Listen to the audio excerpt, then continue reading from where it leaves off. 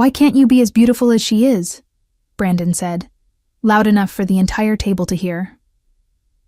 The words hit me like a physical blow, sharp and unexpected in the midst of what should have been a celebration. I sat there at my sister's wedding reception in Columbus, Ohio, surrounded by family and guests dressed in their finest attire, watching my husband gesture toward Chloe in her stunning white gown. The centerpieces flickered with candlelight, casting warm shadows across the elegant table settings. The band played something soft and romantic in the background, and couples swayed together on the dance floor. And my husband had just compared me unfavorably to my own sister on her wedding day, in front of everyone who mattered in my life. My mother laughed first. It was that sharp, dismissive laugh I had heard my entire life, the one that preceded every comment designed to put me in my place. "At least she makes good money," she said, patting my father's arm with a knowing smile. "Otherwise, she would be useless to everyone." My father chuckled along, nodding like this was the most reasonable observation in the world.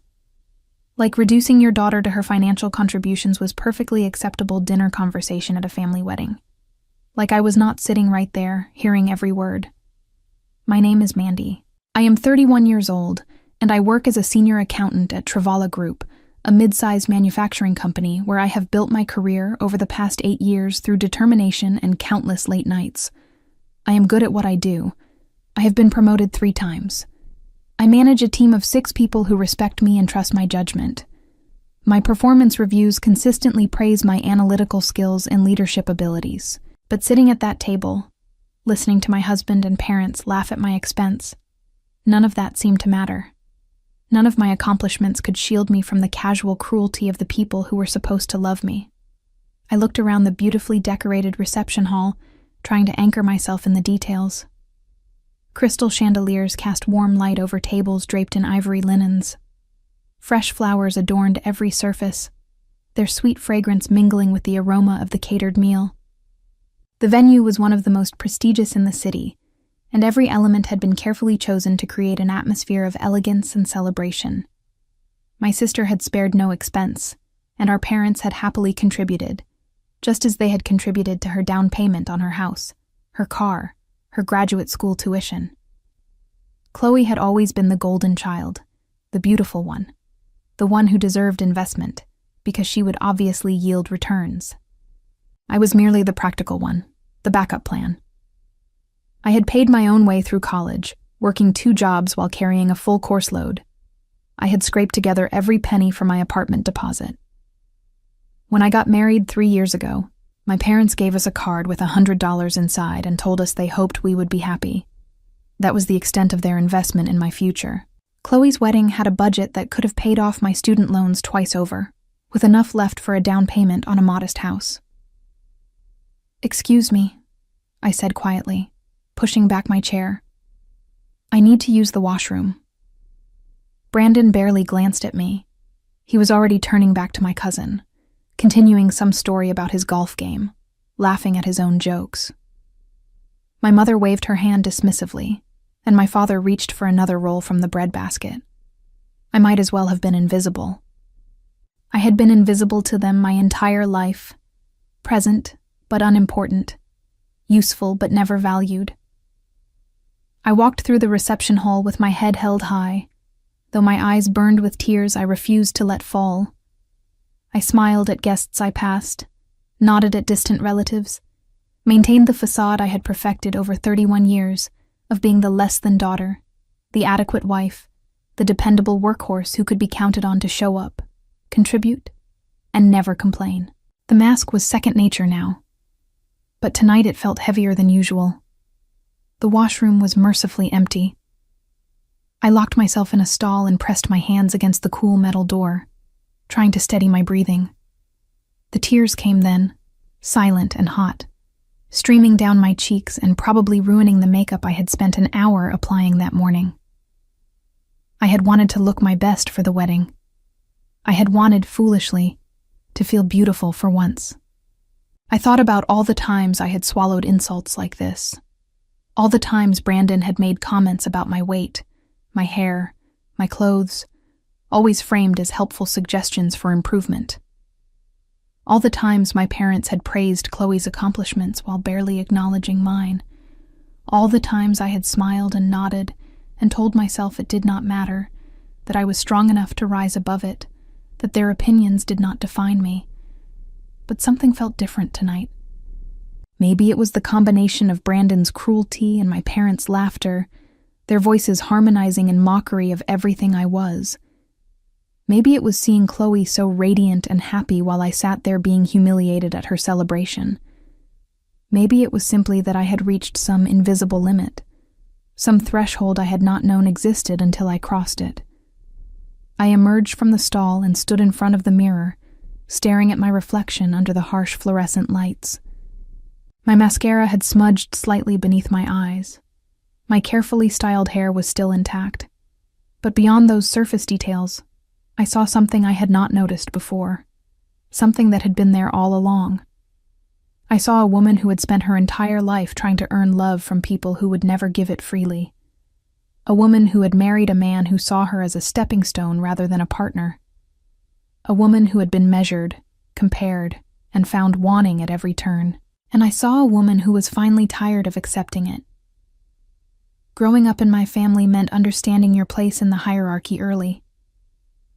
Chloe was born beautiful, with delicate features and an easy charm that made people gravitate toward her without effort. She had our mother's graceful bone structure and our father's bright eyes. I was born practical, with my father's square jaw and my mother's tendency toward weight gain. By the time I was old enough to understand these things, the roles had already been assigned. Chloe was the princess. I was the workhorse. Chloe took dance lessons, piano lessons, voice lessons. She competed in pageants and won trophies that still lined our parents' mantel in the living room, gathering dust but never removed. I joined the math team and the debate club because those activities were free, and no one needed to drive me to practices or buy me costumes. When report cards came home, Chloe's B- in algebra was celebrated as hard-won progress that deserved special recognition, while my straight A's were acknowledged with a brief nod before my parents returned to discussing Chloe's upcoming recital or her latest pageant preparations. I do not think my parents were deliberately cruel, at least not in the beginning. They simply had a limited capacity for attention, and Chloe absorbed most of it by virtue of being the kind of daughter they had imagined having. She was the one who would marry well and give them beautiful grandchildren and host elegant dinner parties. I was the backup plan, the one who would take care of herself and maybe help out financially when needed. Different daughters, different expectations, different investments. When I graduated from college, summa cum laude with a degree in accounting and a job offer already secured, my parents took us all out to dinner at a chain restaurant. The meal was pleasant enough, but I noticed they checked their phones throughout, already thinking about other things. When Chloe graduated 2 years later with a degree in communications and a 2.8 grade point average, they threw her a party with 100 guests and a catered buffet. They gave speeches about her potential and her bright future, about how proud they were of everything she had accomplished. I told myself it did not matter. I told myself that my worth was not determined by my parents' attention or approval. I built a career, earned promotions, saved money, and created a life that I could be proud of, even if no one else noticed. And then I met Brandon at a friend's party, and I thought things might finally be different. He was charming at first, the way men like him always are. He complimented my intelligence, my work ethic, my stability. He said he admired a woman who had her life together, who knew what she wanted and went after it. What I did not realize then was that he admired those qualities because he wanted to benefit from them, not because he valued me as a person. He saw a stable income, a reliable partner, someone who would manage the details of life so he did not have to. The first time he made a comment about my appearance, we had been married for 6 months. I had gained a few pounds over the holidays, enjoying our first winter as a married couple, and he suggested I might want to think about joining a gym. His tone was casual, almost concerned. I told myself he was being helpful, that he wanted me to be healthy. The second time, He compared me to a coworker's wife at a work dinner, noting loudly how put together she always looked. I told myself he just wanted me to be the best version of myself, that his comments came from a place of caring. By our second anniversary, the comments had become constant background noise in our relationship. My hair was wrong, either too long or too short, never quite right. My clothes were frumpy, not stylish enough for social occasions. My cooking was bland, not as good as his mother's. My housekeeping was inadequate, always something left undone. Nothing I did was ever quite good enough, and I had somehow convinced myself that if I just tried harder, worked more, improved myself in all the ways he suggested, I would finally earn his approval. I realized, standing in that washroom at my sister's wedding, that I had spent my entire life trying to earn approval from people who would never give it. My parents would always see me as the less-than daughter, the practical one who existed to make their lives easier. Brandon would always find something to criticize, some new flaw to point out. No amount of achievement, effort, or self-improvement would ever be enough, because the problem was not me. The problem was that I had surrounded myself with people who needed someone to look down on, and I had volunteered for the role. I washed my face carefully, reapplied my makeup with steady hands that belied the turmoil inside me, and looked at myself in the mirror. The woman looking back at me was not the inadequate daughter or the disappointing wife. She was someone who had built a successful career despite having no support.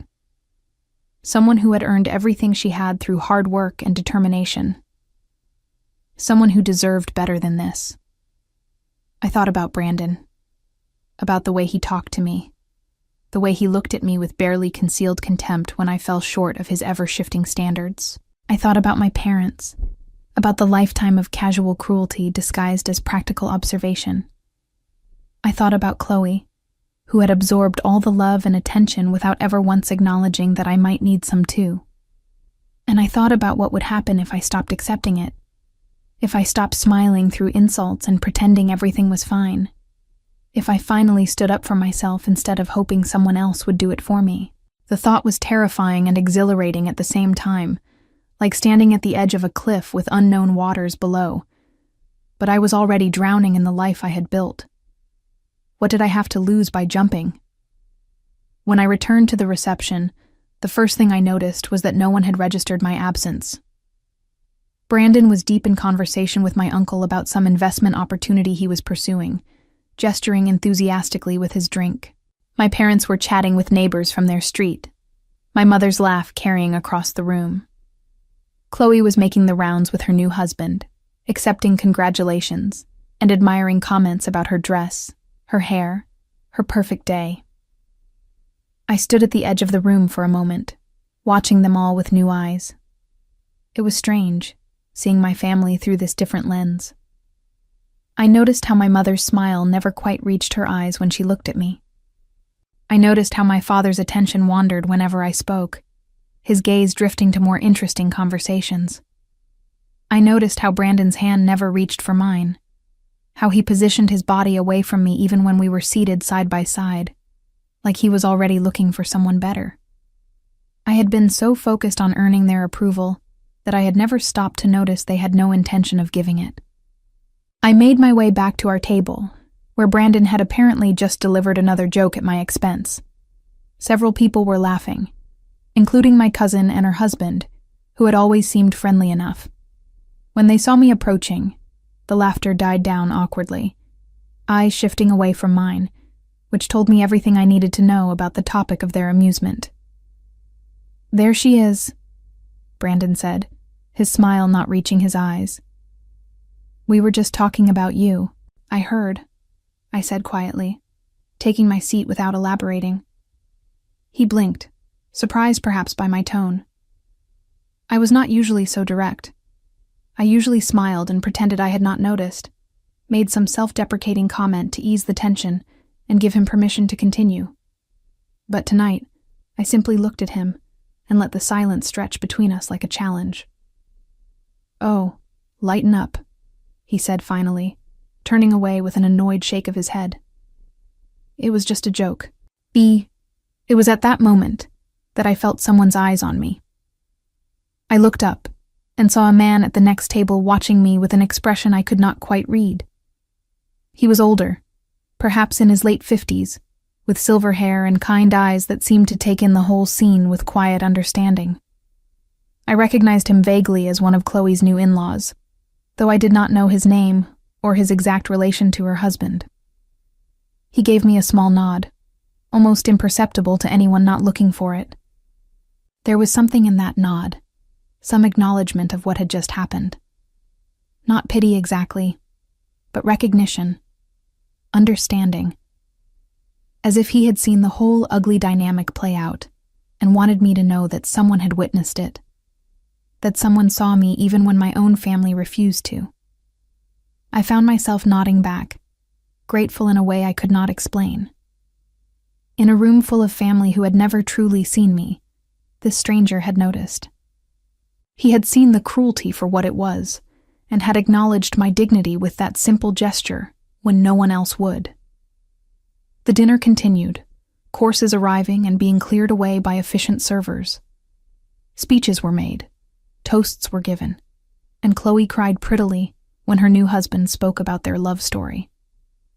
Brandon made another comment about how emotional women got at weddings, glancing at me with that familiar smirk that suggested I was somehow included in the mockery. "You know," my mother said, leaning across the table toward Brandon, "Chloe really does look beautiful tonight. Do not you think so? She is just glowing. I have never seen her happier." "She really is," Brandon agreed, his eyes following my sister across the room with an appreciation that made my stomach turn. "Some women just have that natural beauty, you know. Others have to work harder at it." My mother laughed, and the sound was like nails on a chalkboard. "Well, at least Mandy has her career. That is something." "Something," Brandon echoed, and they shared a look of mutual understanding that made my stomach turn with a combination of anger and grief.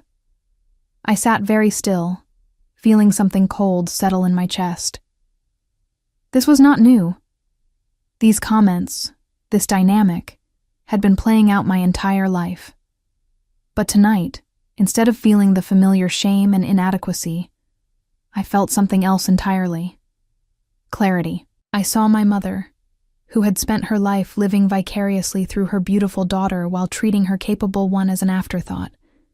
I saw my father, who had never once defended me, who had laughed along with every joke at my expense because it was easier than standing up for his own child. And I saw Brandon, the man I had married believing he loved me, who had never seen me as anything more than a steady paycheck and a convenient target for his insecurities. The man at the next table caught my eye again. This time he raised his glass slightly in my direction, a silent salute. It was a small gesture, but it felt enormous in that moment. Someone saw me. Someone recognized my humanity in a room full of people who had reduced me to my usefulness. I thought about leaving right then, walking out of the reception and never looking back. But something stopped me. Maybe it was the desire to see this through, to understand exactly what I was dealing with before I made any decisions. Or maybe I simply was not ready yet to blow up my entire life, even though I knew now with certainty that it needed to change. So I stayed. I watched and listened and cataloged every slight, every dismissal, every cruel joke made at my expense. And with each one, I felt something hardening inside me. Not bitterness exactly, but resolve. The quiet determination of a woman who had finally stopped hoping her family would change and started planning her own escape. By the end of the night, I knew exactly who these people were. And I knew, with absolute certainty, that I could not continue living this way. The week after Chloe's wedding passed in a strange haze, like I was moving through water while everyone else existed in normal air. I went to work, managed my team, attended meetings, and performed all my duties with the same competence I had always shown. No one at the office noticed anything different.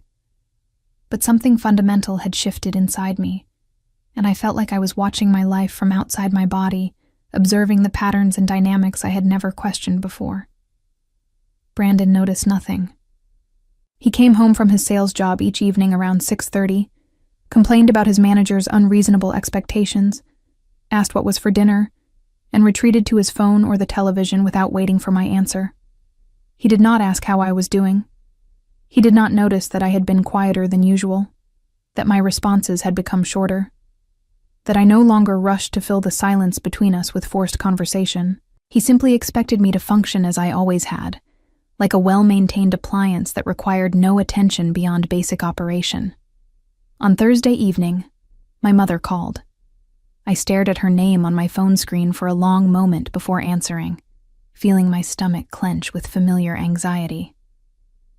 "Mandy, I need you to do something for me," she said without preamble, without asking how I was or what I was doing. "Your father and I want to throw Chloe and her husband a party next month. A welcome to the family celebration, something elegant. I need you to help with the arrangements. Not ask, need.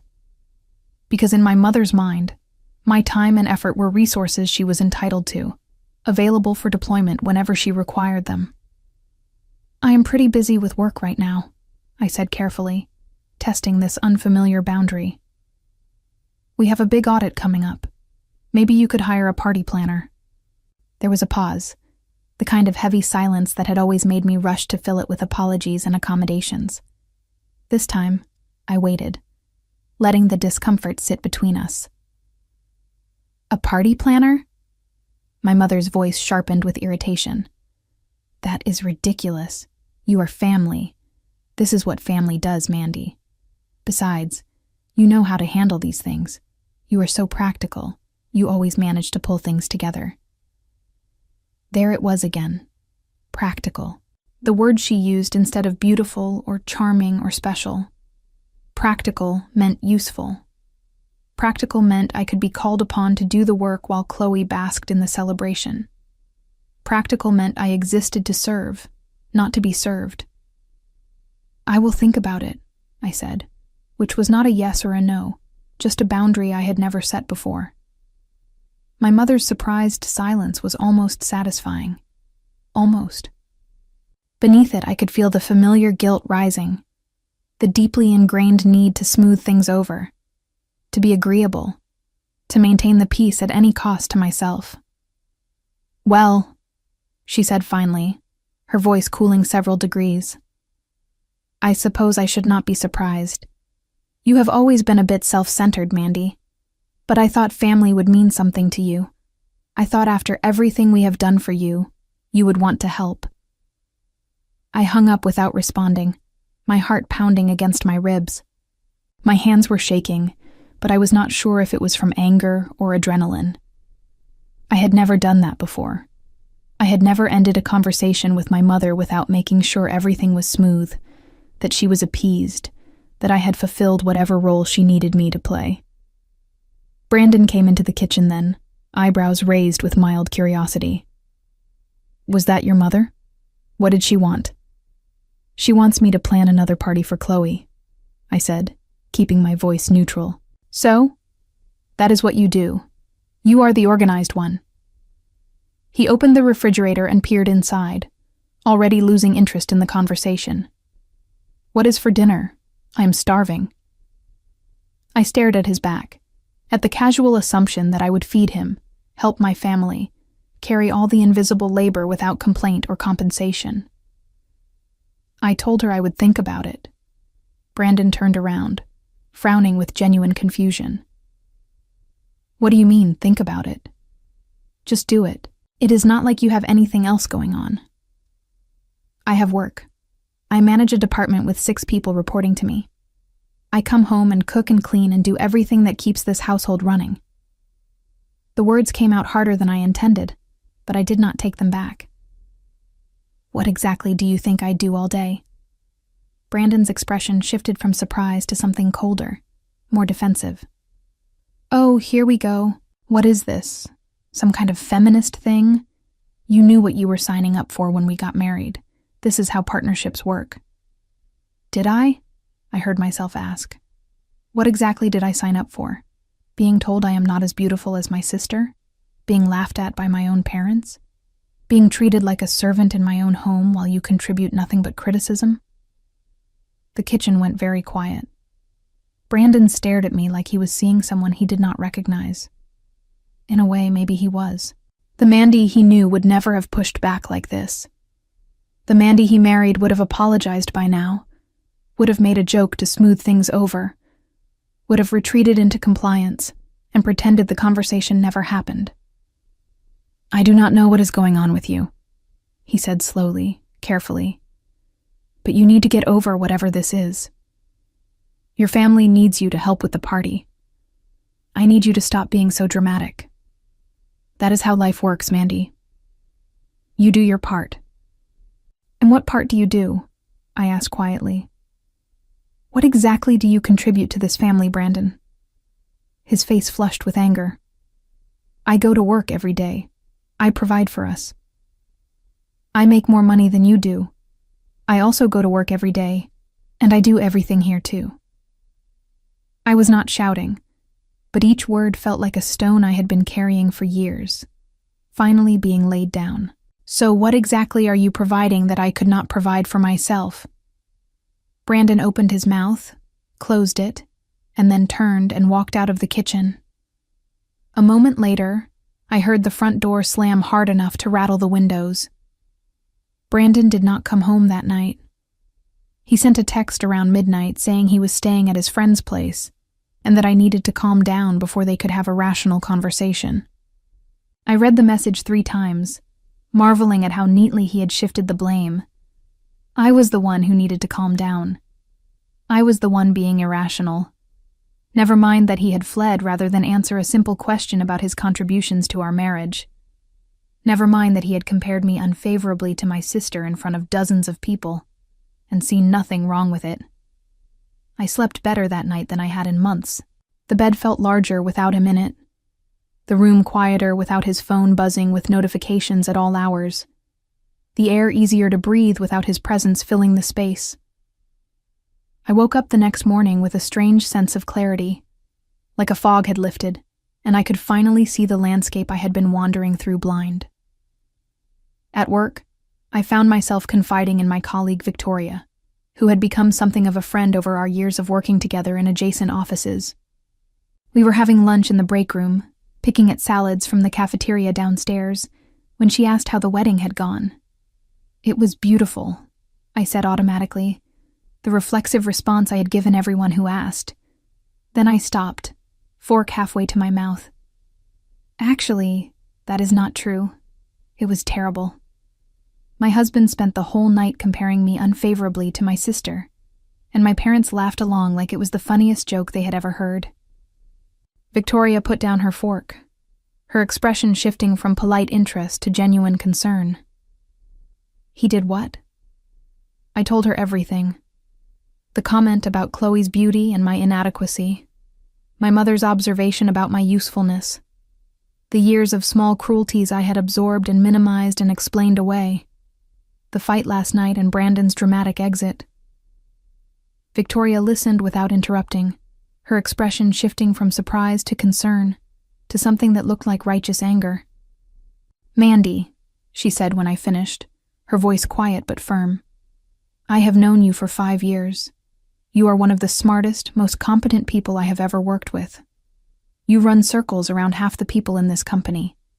How have you been putting up with this?" "I do not know," I admitted, feeling the truth of it settle in my chest. I think I convinced myself it was normal, that every family has their quirks, every marriage has its rough patches. But hearing it laid out like that, hearing you react to it, I shook my head slowly. "It is not normal, is it?" "No," Victoria said firmly. "It is not normal. It is emotional abuse, Mandy. From all of them." The word hit me like a physical blow. Abuse. I had never thought of it that way, had never allowed myself to name it so clearly. Abuse was visible, dramatic, undeniable.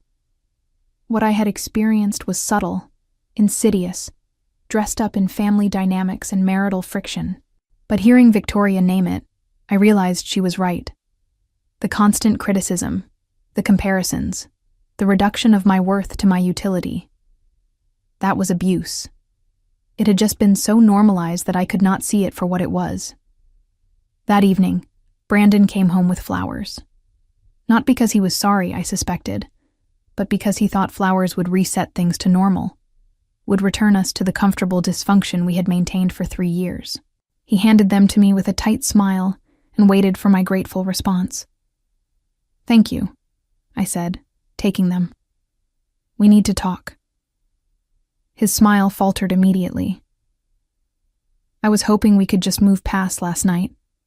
You were tired, I was stressed, things were said. It happens in every marriage." "Things have been said for 3 years, Brandon. At the wedding, you told a table full of people that I was not as beautiful as my sister. My parents agreed and added that at least I made money. Do you have any idea how that felt? Do you have any idea how many times I have swallowed comments like that?" He shifted uncomfortably, looking anywhere but at me. "It was just a joke. Your family jokes around like that all the time. I was just going along with it. At my expense. Always at my expense. And you join in because it is easier than defending me. Because you agree with them. You are being too sensitive." His voice had that edge now, the one that usually made me back down and apologize. "This is what families do. They tease each other. If you cannot handle it, that is your problem, not mine." "Maybe it is my problem," I agreed quietly, surprising both of us. "And maybe the solution is to stop spending time with people who think cruelty is funny." Brandon stared at me, confusion and irritation warring on his face. "What is that supposed to mean?" "It means I am not going to plan Chloe's party. It means I am going to start thinking seriously about what I want my life to look like. And it means you need to decide if you want to be part of that life as a partner who treats me with respect, or if you want to keep treating me like a combination maid, chef, and punching bag." His face went red, then white.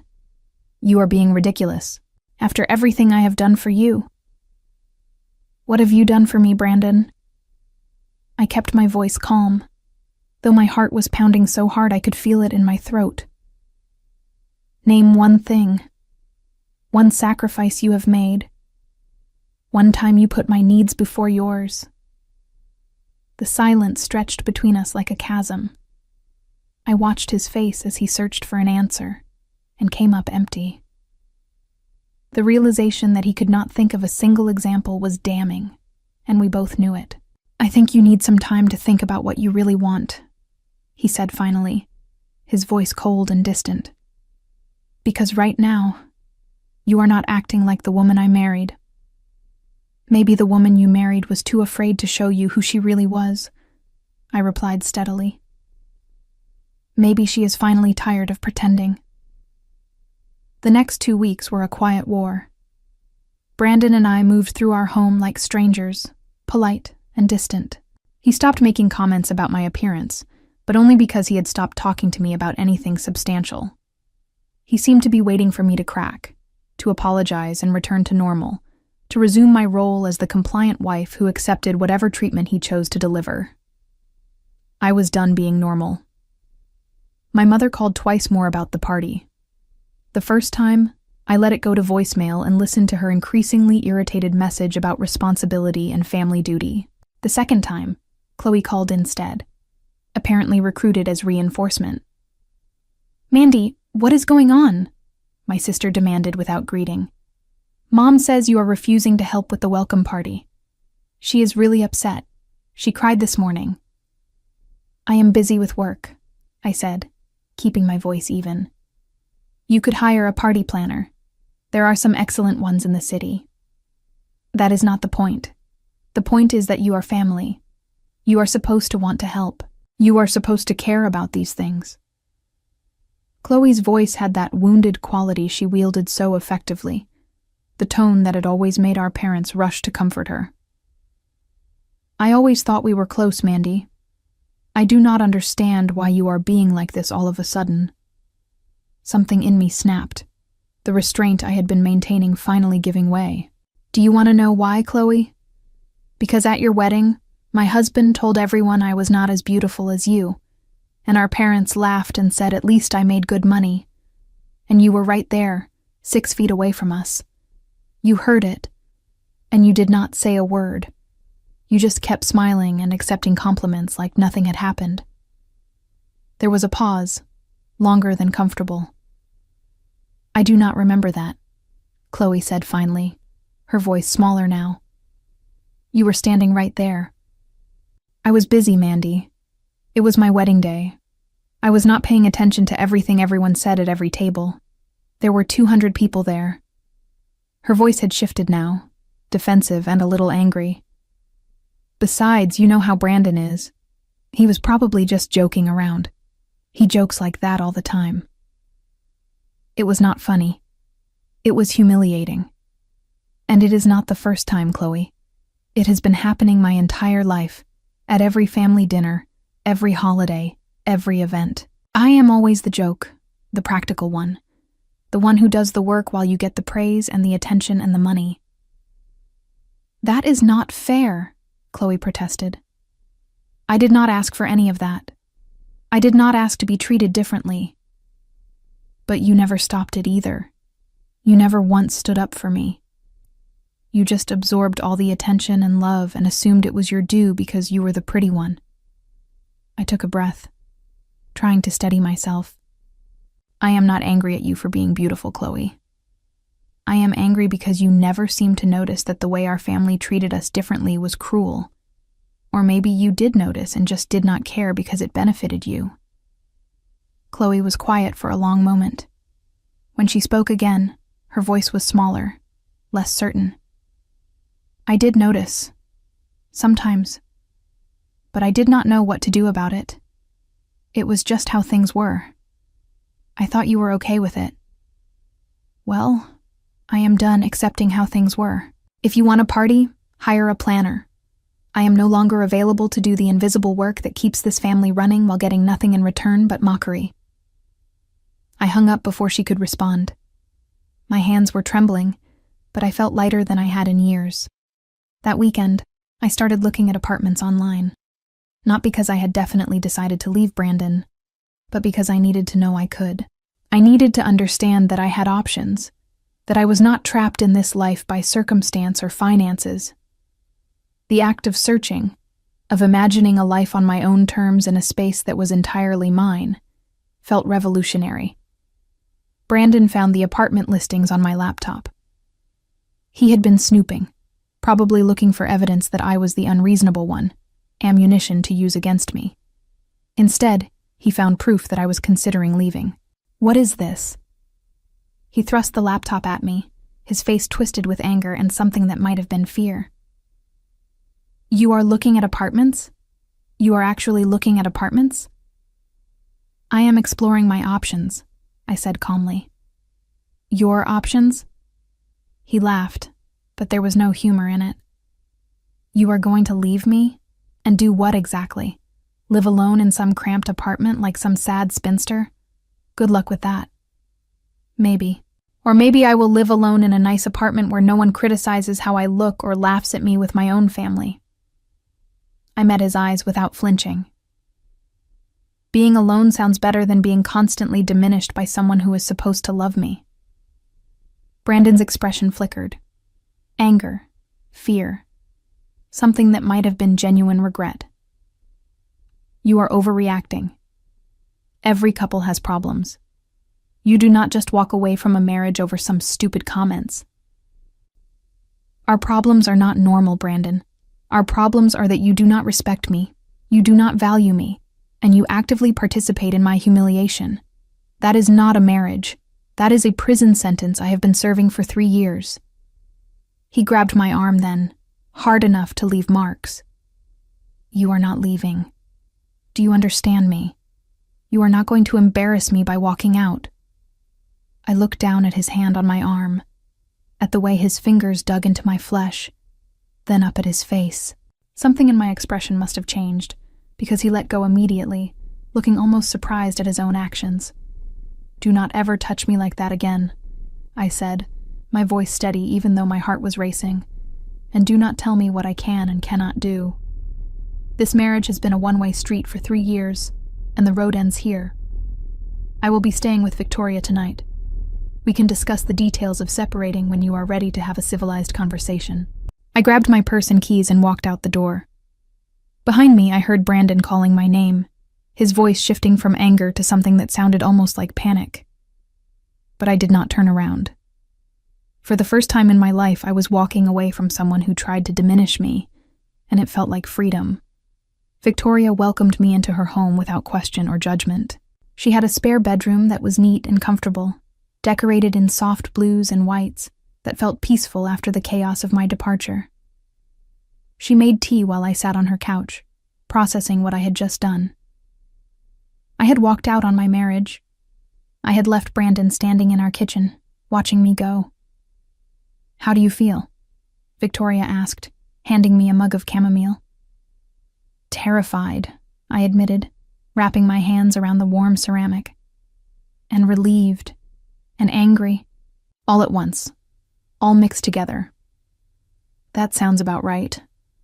She sat down across from me, her expression kind but serious. "What are you going to do?"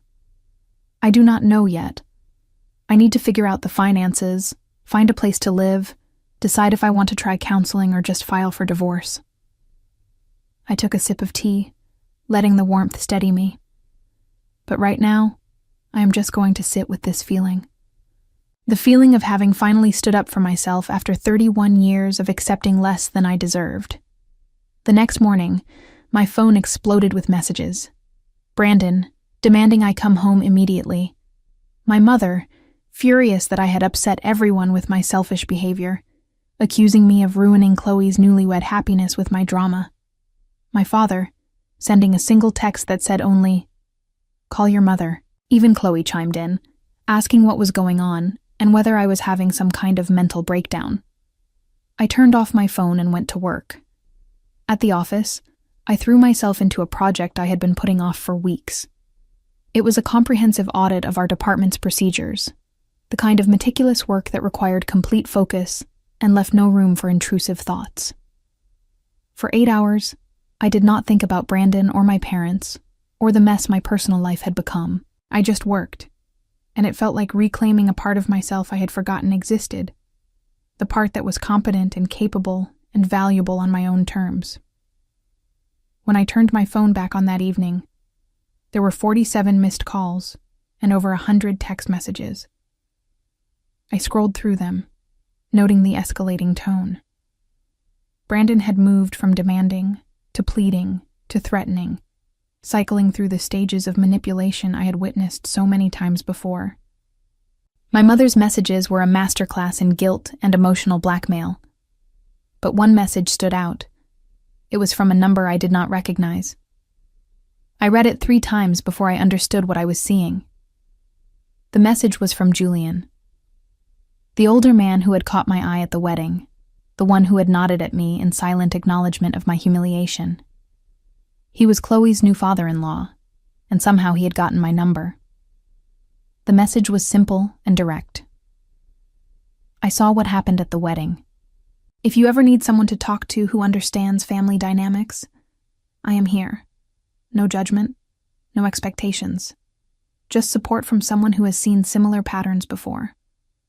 I stared at the screen for a long time, reading and rereading his words.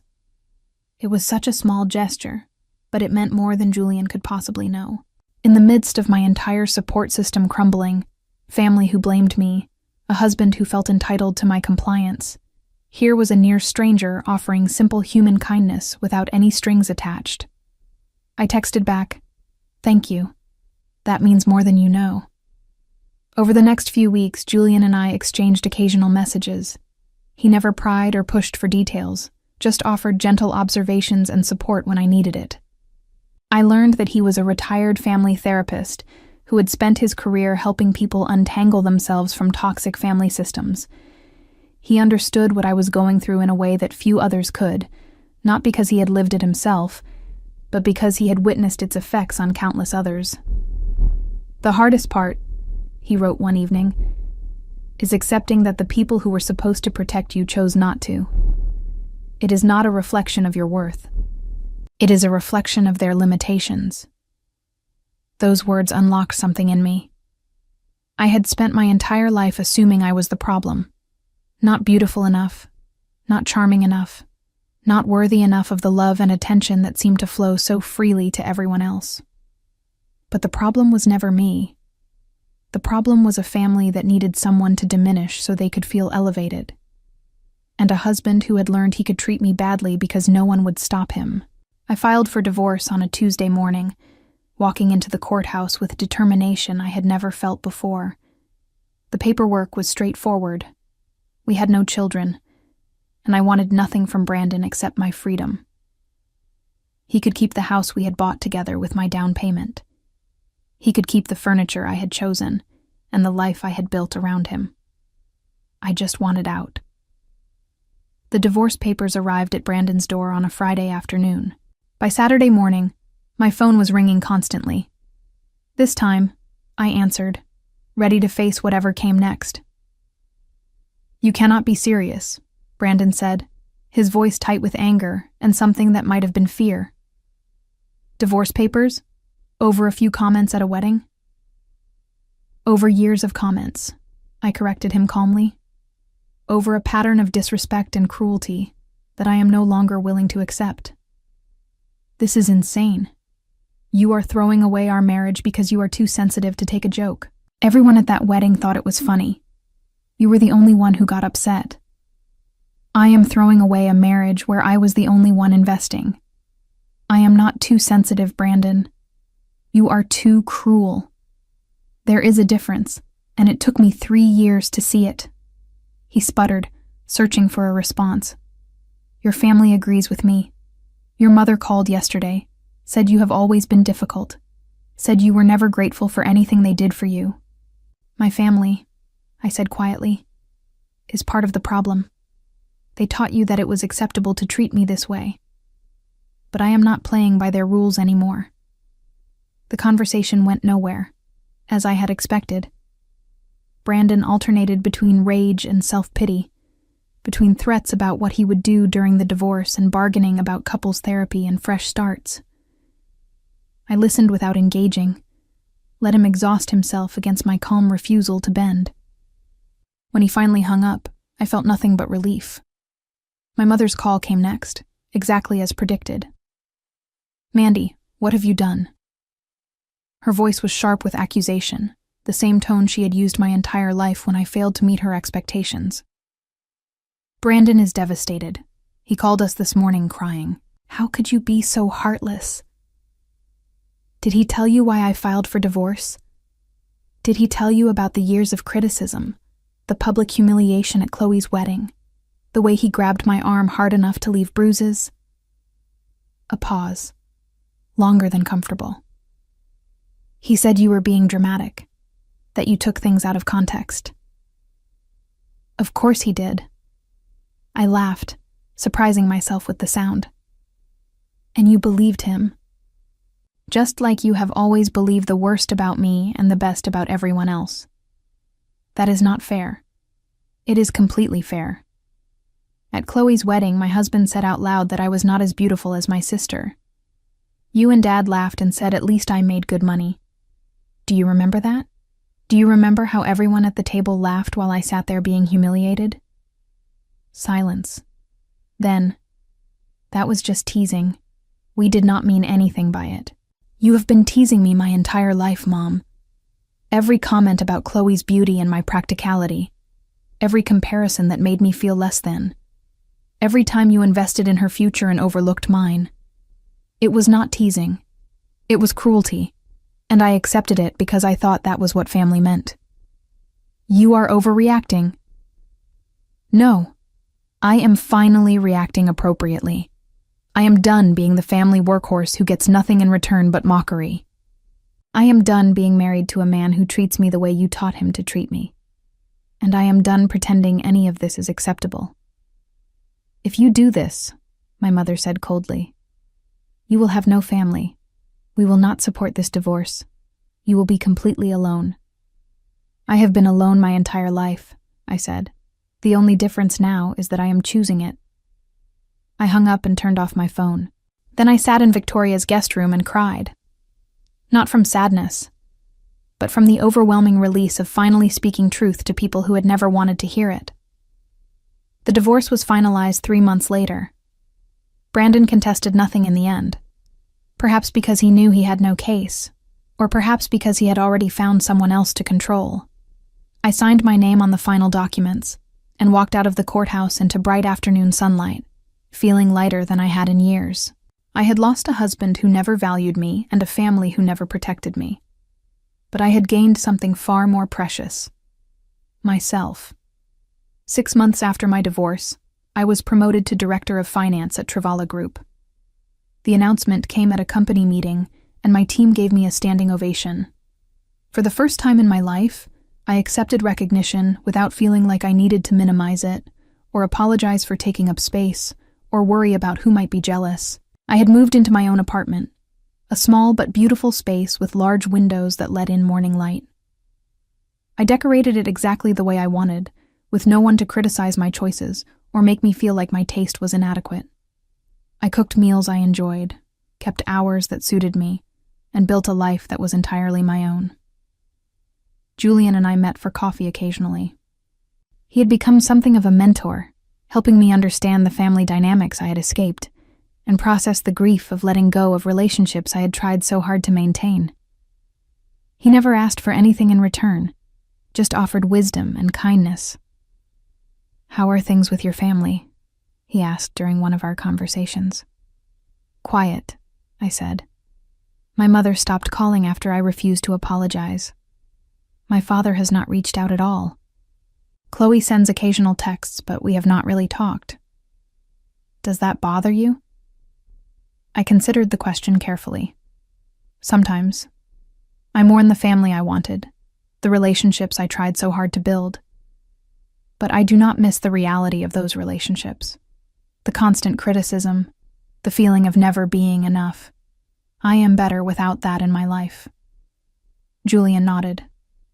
That is wisdom hard won. A year after Chloe's wedding, I heard through the grapevine that Brandon had gotten engaged again. His new fiancée was 23, fresh out of college, eager to please.